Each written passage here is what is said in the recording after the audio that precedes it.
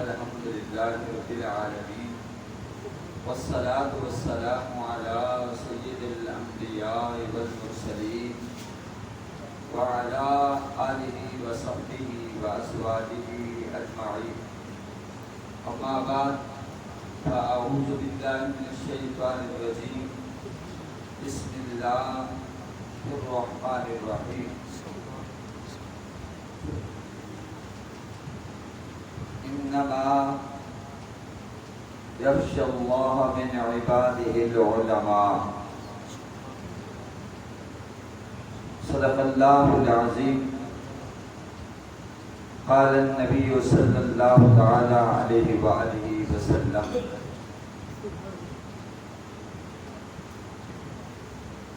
طلب العلم فریضۃ علی کل مسلم و مسلمہ صدق رسولہ النبی الکریم الامین ان اللہ وملائکتہ یصلون علی النبی یا ایھا الذین آمنوا صلوا علیہ وسلموا تسلیما اللهم صل على سيدنا ومولانا محمد عبدك وحبيبك ونبيك ورسولك النبي الأمي صلاة والسلام عليك يا رسول الله صلاة والسلام عليك يا نبي الله صلاة والسلام عليك يا سيد الأنبياء والمرسلين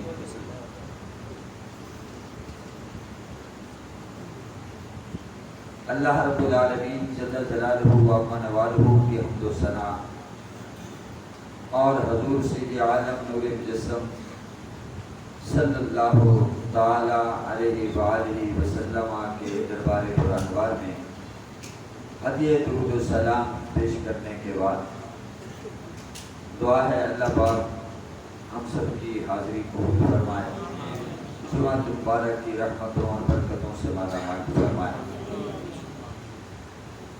محترم حاضرین، بندہ ناچیز نے قرآن حکیم سے ایک آیت مجیدہ کا حصہ تلاوت کیا ہے اور ایک حدیث نبوی احادیث نبویہ میں سے سنانے کی سعادت حاصل کی ہے۔ اس کی روشنی میں ہم آج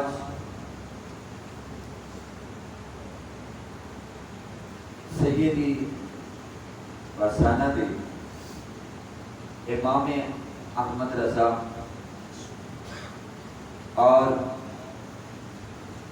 علمی خدمات اور خاص طور پہ ان کا عشق رسول، اس پر مختصر وقت میں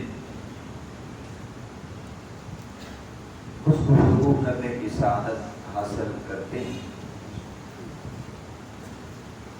محترم حاضرین، پہلی بات تو یہ ہے کہ علم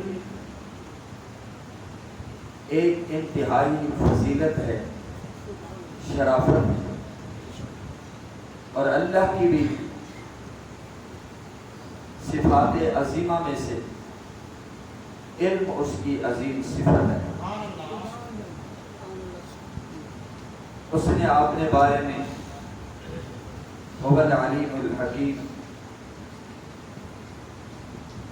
کہ وہ علیم بھی ہے، وہ حکمت والا بھی ہے، اور قرآن حکیم میں اللہ پاک نے اہل علم کی جا بجا تعریف فرمائی ہے، مدح فرمائی ہے۔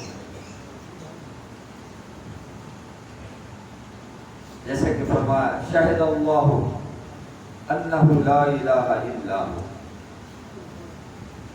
گواہی دی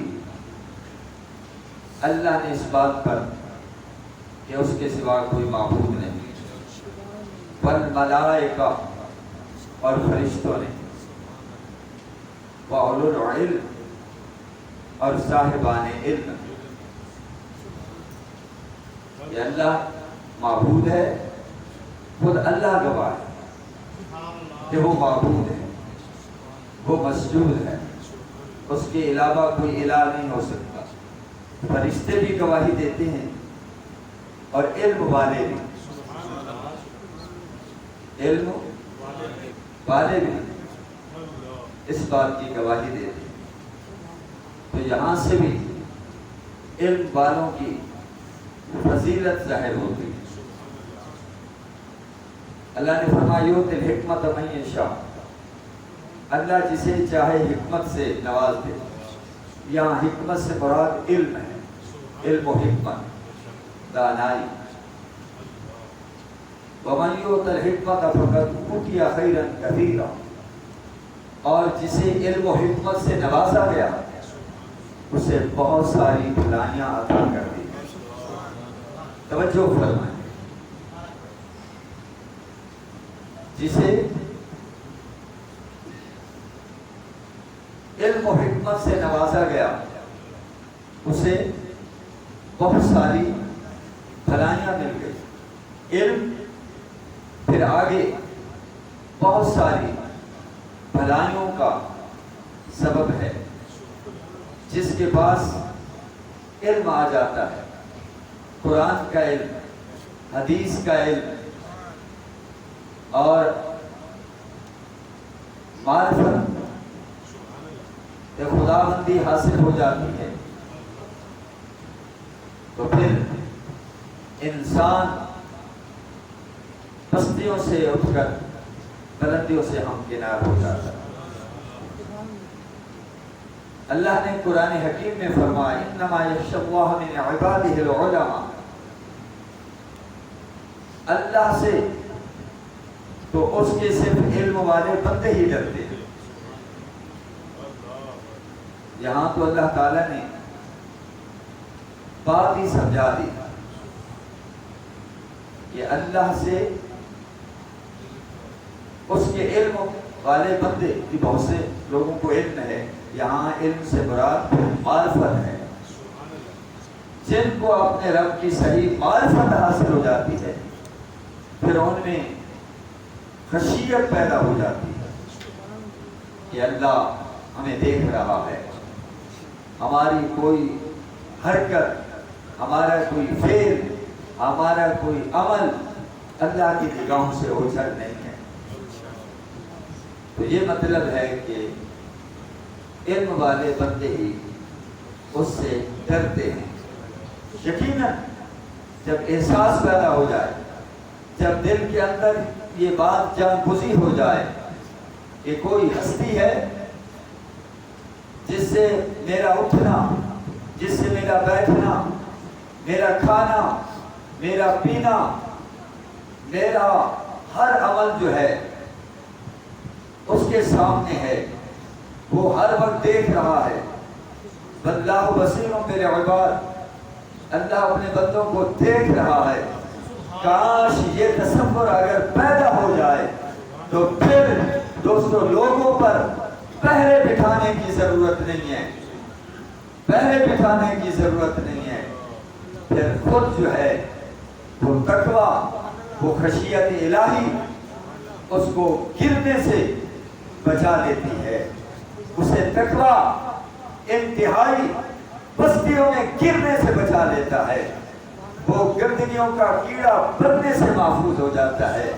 جس کے دل کے اندر علم کا نور اتر جائے، جس کے دل کے اندر علم کا نور جو ہے وہ اتر جائے تو پھر کیا ہوتا ہے، وہ انسان خود بھی قرآن اور حدیث، تقویٰ اور خشیت الہی کے انوار اور تجلیات سے خود بھی جگمگانے لگتا ہے اور آس پاس کے ماحول کو بھی نور سے پر نور کر دیتا ہے۔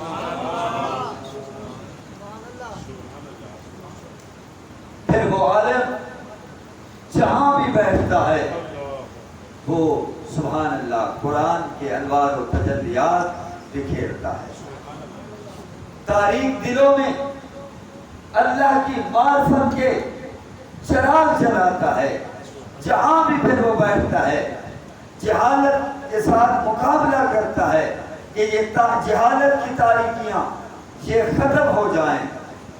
سبحان اللہ. تو دوستو حضور علیہ السلام نے اپنے امت کو علم کی طرف لگایا ہے، اور قرآن پاک علم کی طرف مائل کرتا ہے. اور ویسے بھی جو پہلی وحی اتری وہ بھی علم کے متعلق تھی. اقرأ بسم ربک الذی خلق، پڑھیے اپنے رب کے نام سے جس نے پیدا کیا.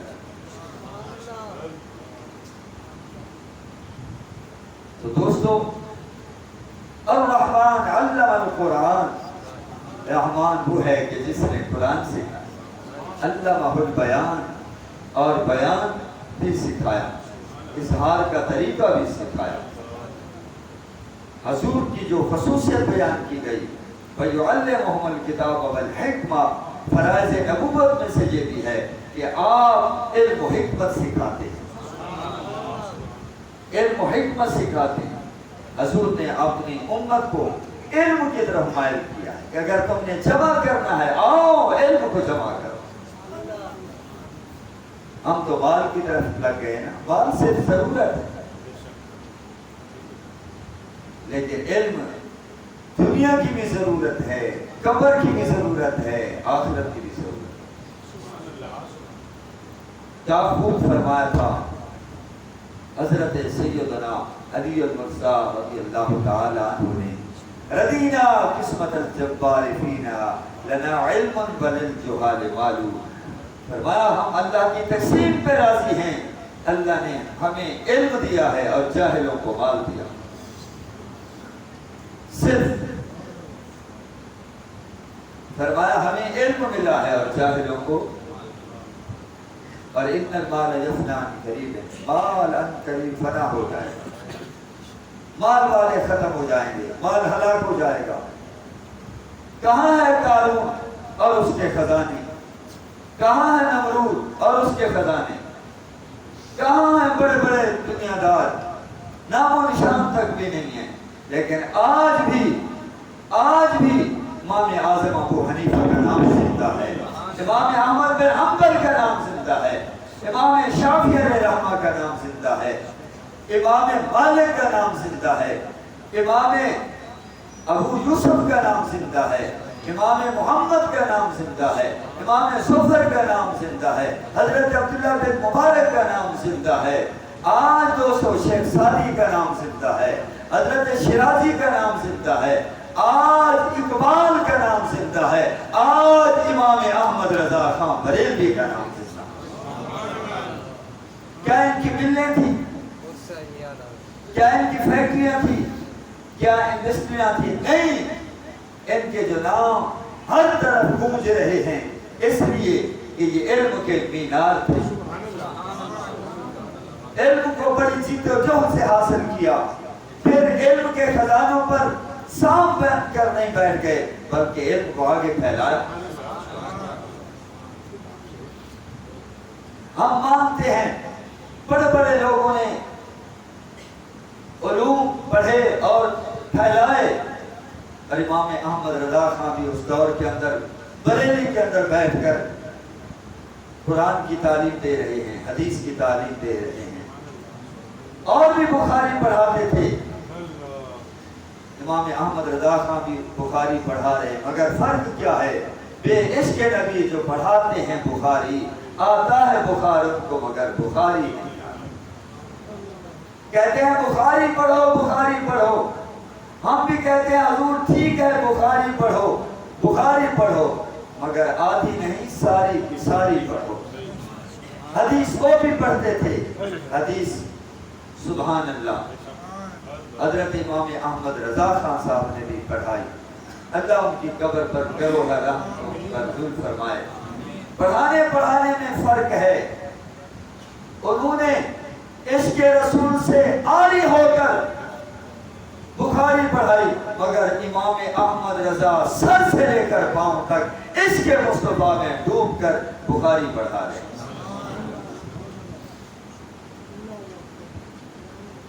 انہوں نے اپنے قلم کے ذریعے، تدریس کے ذریعے تحریر کے ذریعے، تقریر کے ذریعے ان کا مقصد کیا تھا؟ ان کا نقطہ صرف یہ تھا کہ لوگوں کے دلوں کے اندر عشق مصطفیٰ کو سبحان اللہ فروغ دیا جائے، دلوں کے اندر محبت رسول کے چراغ روشن ہو جائیں۔ جب دلوں میں حضور کی محبت پیدا ہو جائے گی، پھر تعظیم نبی بھی پیدا ہو جائے گی، تکریم نبی بھی پیدا ہو جائے گی، اور پھر سارے مسئلے حل ہو جائیں گے۔ اللہ اکبر، کتنی بڑی بات ہے۔ ہمارے بزرگوں نے اسی طرح نعتوں میں، باتوں میں ہمیں عقائد سکھا دیے۔ اعلیٰ حضرت نے کیا عقیدہ دیا، اور قرآن حدیث کی روشنی میں سب سے اعلیٰ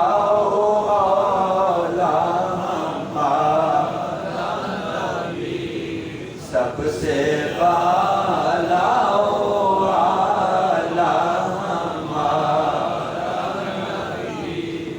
سے اعلیٰ کون ہے؟ حضور۔ اللہ کے بعد از خدا بزرگ کوئی قصہ ہے مختصر۔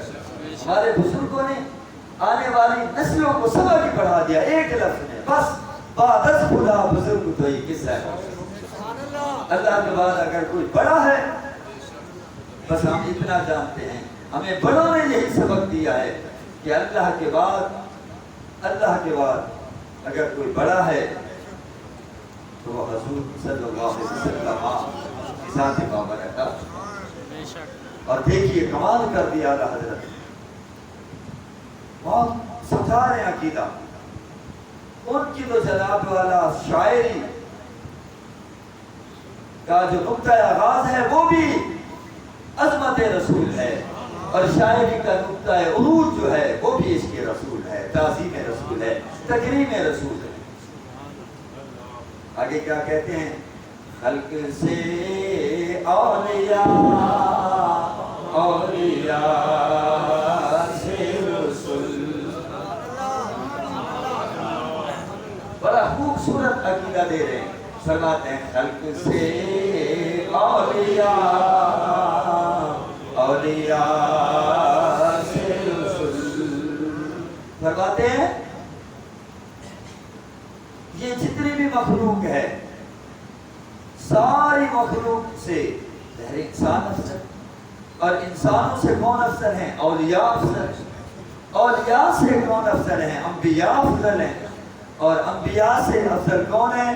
خلق سے اولیاء، اولیاء سے رسول، اور رسولوں سے اعلیٰ تلک الرسول صلی اللہ بعدهم علی بعد۔ ان کی شاعری کیا ہے؟ قرآن کے ارد گرد گھومتی ہے۔ ان کی شاعری کا مرکز و محور حضور کی ذات، حضور کی ذات، سبحان اللہ۔ وہ تو ادھر ادھر ہوتے نہیں، کبھی حضور کی سبحان اللہ سرمگی آنکھوں کا ذکر کرتے ہیں۔ جس طرف اٹھ گئی دم نے دم آ گیا، اس نگاہ عنایت دلا کر سلام۔ وہ تو حضور کے رخ زیبا کی بات کرتے ہیں تو قرآن کی روشنی میں بیان کرتے ہیں، ہے کلام الہی میں شمس الضحا، تیرے چہرہ نور فضا کی قسم، قسم شب تار میں راز یہ تھا کہ حبیب کی زلف جوتا کی قسم۔ دوستو وہ تو بات ہی حضور کی کرتے ہیں، وہ تو اور بات چھیڑتے نہیں ہیں۔ کسی نے حضور کے بارے میں گستاخی کر دی تو اسی وقت قلم حرکت میں آ گیا کہ یہ تم نے کیا کہہ دیا، یہ تم نے کیا کہہ دیا، اس پر کتاب لکھ دی۔ مرزا قادیانی نے ختم نبوت پر کسرے ختم نبوت کو نقب لگائی تو میدان میں آئے، 5 سے 6 کتابیں لکھ کر امت کو دے دی تاکہ عقیدہ ختم نبوت کا تحفظ ہو۔ عقیدہ ختم کسی نے درود تاج پہ اعتراض اٹھایا، کہ تم کہتے ہو دافع البلا والوبا والقحط والمرض، کہ حضور بلاؤں کو، وباؤں کو، قحط کو اور بیماریوں کو دور کرنے والے ہیں، یہ تو اللہ کی صفت ہے۔